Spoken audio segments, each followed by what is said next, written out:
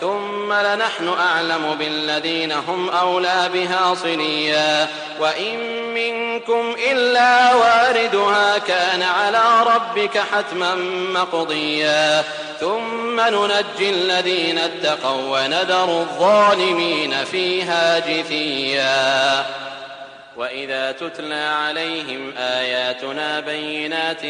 قال الذين كفروا للذين آمنوا أي الفريقين خير مقاما وأحسن نديا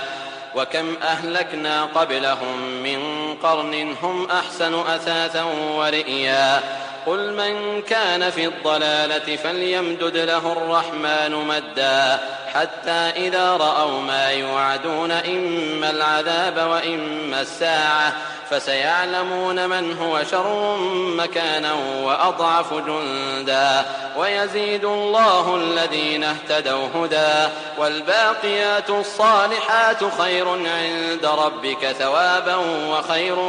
مردا.